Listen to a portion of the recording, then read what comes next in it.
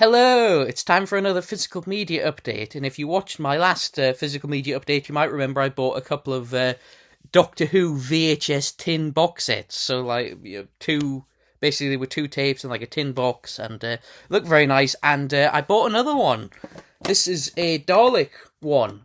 So, with Planet of the Daleks and Revelation of the Daleks. So I got this, I saw it on eBay, and it's a pretty similar design to the other two. I think this came out in 1999, and the other two are 2000 and 2001. So I think what must have happened is this came out, and then when the other two came out, they sort of made it a similar design to this. This one, with all the bezels, it's meant to look like one of the Imperial Daleks, but I guess the BBC home video department really liked the white look, so they kept it for the Cyberman and the Master sets.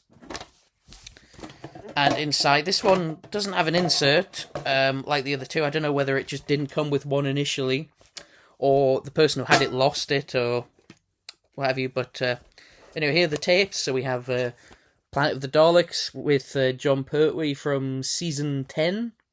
It's an okay story. Trouble is, it's like a lot of it's kind of a generic Dalek story. Terry Nation, who created the Daleks and wrote a lot of the original Dalek stories, he kind of tended to use the same plot every time. So this one, it's quite generic, but it's okay. Episode 3 of this on the tape is in black and white. The reason being is the original master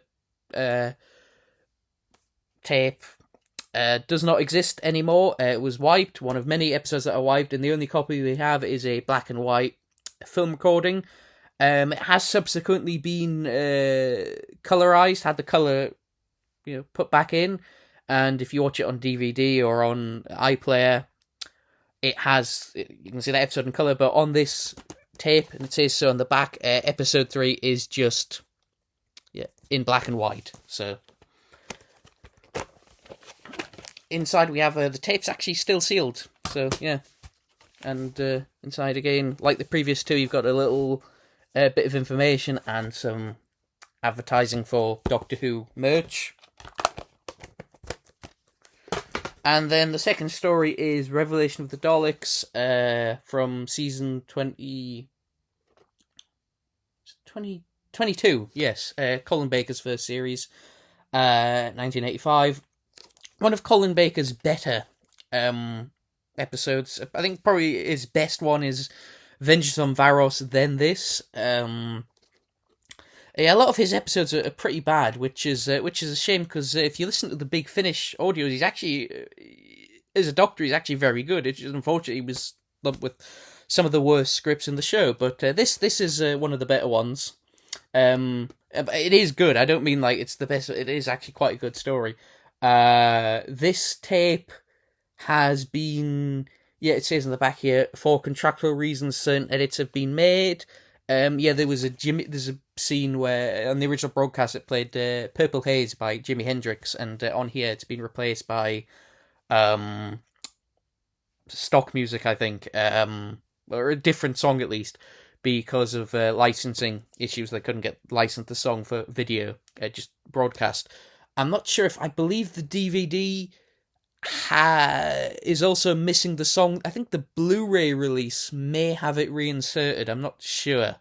But certainly this and the DVD and possibly the streaming version, it's not missing Purple Haze. It's just they just replaced it with another bit of music. It's not like that scene's cut. It's just a different song. But I'll show inside this. So again, same deal inside, and there's the tape. Yep. So, the other two tapes, this is probably, in terms of the quality of the episodes, this is probably the best tin, because the Cyberman tin, you had a bad story and a good story, and in the Master one, you had one okay story and one bad story. So this one, you actually got two, well, a good one and a decent one, so much better, quality than the other two.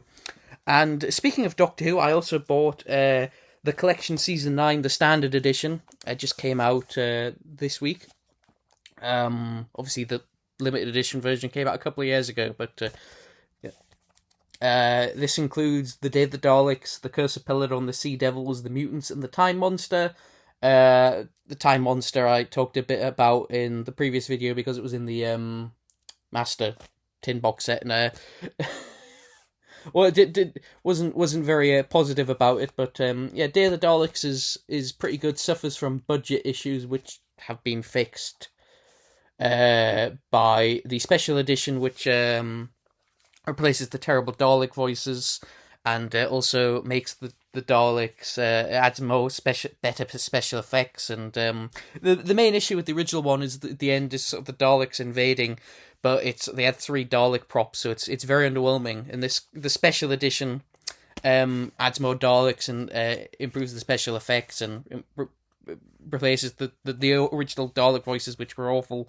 But like in this particular story with Nicholas Briggs, so it's a much better viewing experience. In fact, if you watch this story on iPlayer, it's the special edition, not the original. The only story where that applies, because every other story it's the original. I mean, that exists. It's the original episode, but that one isn't. Curse of Peladon I'd never seen actually until I got this set, and it's very good. It's kind of sort of an allegory for Britain joining the European Union, which was a topical issue at the time that episode was made. Yeah, I did think it was very good. David Troughton, Patrick Troughton's son, guest starred in it as King Peladon. He was very good in it, I thought. The Sea Devils is an absolute classic. Everyone loves the Sea Devils. It's one of the best Jon Pertwee stories. The Mutants, I don't know if I've seen. I've read the novelization, but I'm not sure if I've seen the actual episode.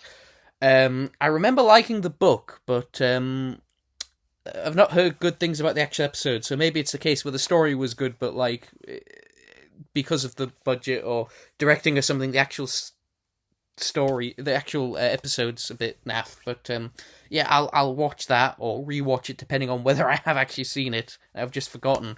And see what I think, but yeah, really nice glad to have this.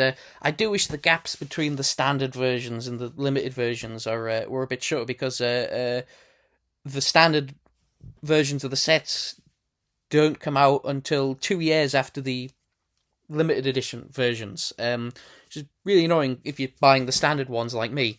And they've announced that the next set is going to be season 7, which is my favourite season of all of Doctor Who, but I have to wait a couple more years before I can get the Blu-ray to get my hands on it, because I'm buying the standard ones. I mean, the stories are on iPlayer, so I can watch them. It's just I'd like to have them on my shelf, but never mind.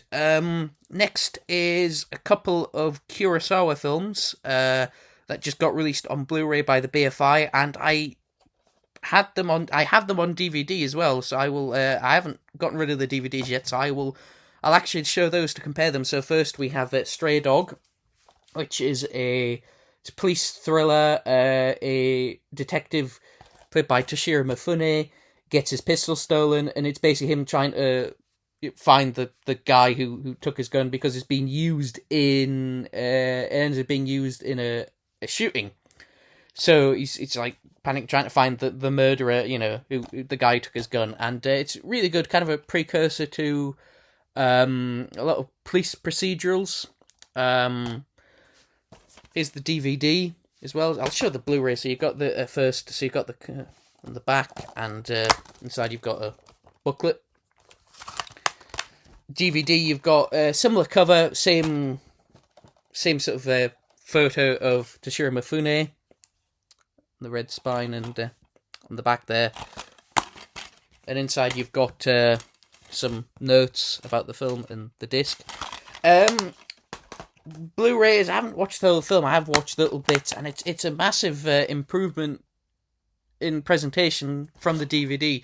Not just because it's in HD, but also the subtitles on this were I think you couldn't turn them off.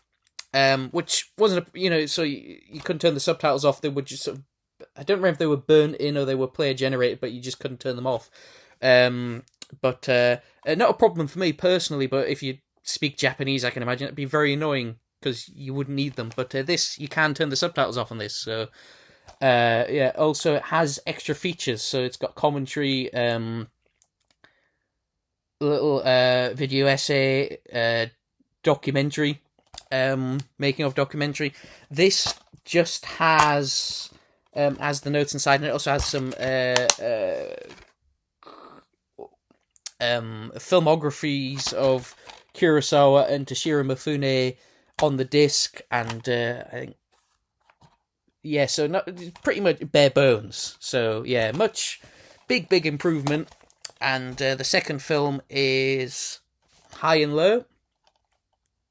Also with Toshiro Mifune, this is about, so it's a he's a shoe, he works for a shoe company, and he wants to leave, and he saved his money up, and he wants to leave and start his own shoe company, but then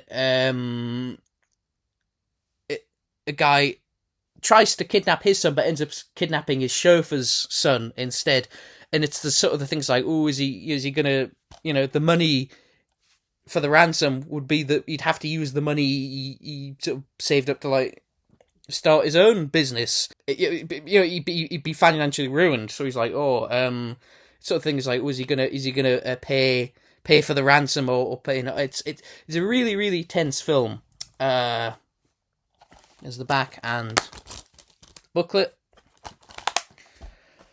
And here's the DVD. Unlike the Stray Dog, has a different photo on the front there. I did quite like these old sort of BFI DVDs with the red design. I did quite like the look of them. There's the back cover. This one actually does come with a booklet. There's a chapter selection. I'm not sure if the essay in here is in... Is it also in here? Yes. It's got this in the Blu-ray booklet anyway. And again, DVD was pretty much bare bones, except for the booklet, whereas this has a commentary and a making-of documentary. Also, and you can turn the subtitles off, but also this has the original audio mix. So the film was made in 4-channel stereo, but the DVD only had a mono track. This has the 4-track stereo in a 5.1 container, so it's a 5.1 track, but it's actually just 4.0, it's just within a 5.1 container, and it also has a stereo down mix, so it's the same mix, just 2-channel instead of 4. So, yeah, not only this, so it's the first time, I believe in the UK, you can get it with the original sound, because, like I said, the DVD was in mono, and there hasn't been any other releases of it since then. Both of these were 4K transfers, and they were released on 4K in Japan without HDR, but they've just been released on standard Blu-ray over here, unlike Seven Samurai, which was, the BFI did put out in 4K, and they're also putting out Yojimbo and Sanjuro in 4K.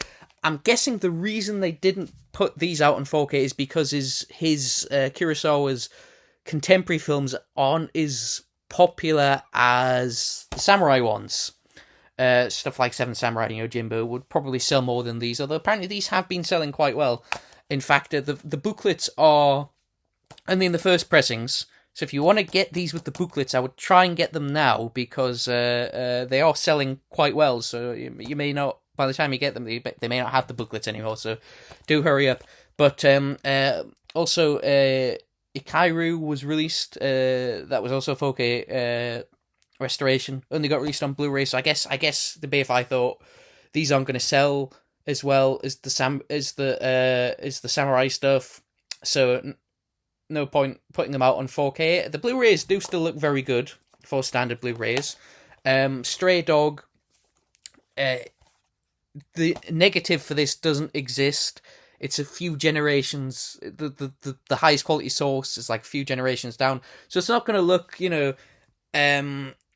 also there has been the Toho, when they remastered it, did do a little bit of processing on the image, not a ton, but a little bit, so it's not going to look super pin sharp and like, stunning on Blu-ray, but it does look quite good and much better than the DVD. The DVD, I was pretty from what I haven't watched it in a long time, but I remember the picture quality in this being quite ropey.